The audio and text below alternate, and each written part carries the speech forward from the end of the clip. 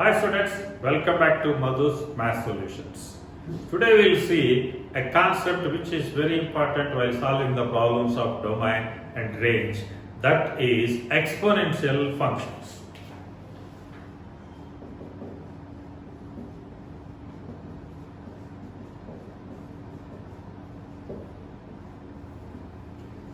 Exponential function means we can take it as y equals to a power x. When y equals to a power x, here assume that a is greater than 1. So now we'll check if y equals to a power x and a greater than 1 means what is the behavior of the function. I am assuming for time being a equals to 2.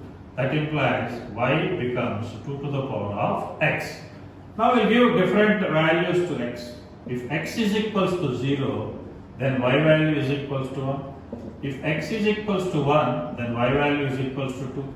If x is equals to 2, then y value equals to 4. If x equals to 3, then y value equals to 8. Students, we can notice one point. When on the positive x-axis, x values are increasing, y values are also increasing. Now we'll check on the negative x-axis what may be the behavior. If I take x equals to minus 3 for suppose, we'll get y equals to 2 power minus 3. 2 power minus 3 is nothing but 1 by 8. X equals to minus 2, then y equals to 1 by 4. X equals to minus 1, then y equals to 1 by 2. That means we can notice very clearly when x values are increasing, that is the least value here is minus 3. When x is minus 3, y is 1 by 8, minus 2, 1 by 4, minus 1, 1 by 2, 0, 1, 1 is 2, and 2 is 4, and 3 is 8. That means on the x-axis when you are moving from left to right, y value is increasing. So then we can say that y equals to a power x when a is greater than 1 is an increasing function. So one thing is very clear. Now we will try to draw the graph of y equals to a power x when base is more than 1.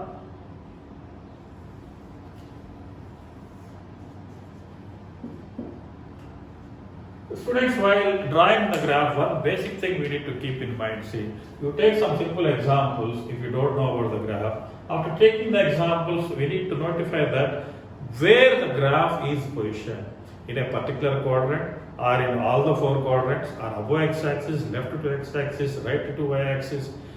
All these things we can get from the basic examples. Here by giving different examples, we notice that y is always positive. Y is always positive means the graph lies above x-axis. None of the portion of the graph lies below the x-axis. That is the basic property of exponential function. We know that exponential function always gives a positive output and it will never give 0 and negative output. Now one thing is clear, our graph lies above x-axis. When it is lies above x-axis, next we need to realize whether it cuts y-axis or not. If any graph cuts y-axis, then its x-coordinate becomes 0. If x-coordinate is 0, then y-coordinate is 1 in this example.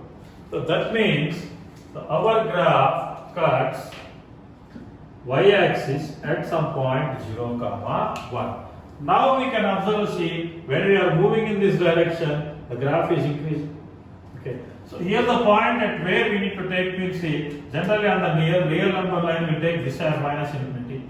That is when x approaches minus infinity, here I am taking limiting value only because we can't exactly equate x as minus infinity. It is the least unknown negative quantity.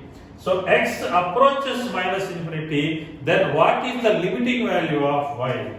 That implies y approaches to 2 to the power of minus infinity. That implies 1 by 2 to the power of infinity. That implies 1 by infinity. And we know that 1 by infinity always approaches to 0. That means when x is very close to minus infinity, then y is very close to 0 but not exactly equals to 0. That means somewhere over here it will never touch and it is slowly rising and keep on rising and it will go like this. So this is the graph of y equals to a power x. I hope all of you got this one.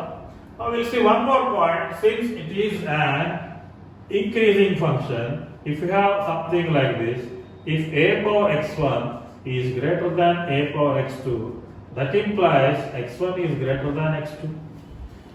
Because the function is increasing, and we know a property, if a function is increasing and f of x1 is less than f of x2, then x1 is less than x2. Or if f of x1 is greater than f of x2, then x1 is greater than x2. So these points plays a vital role while finding the domain of a function.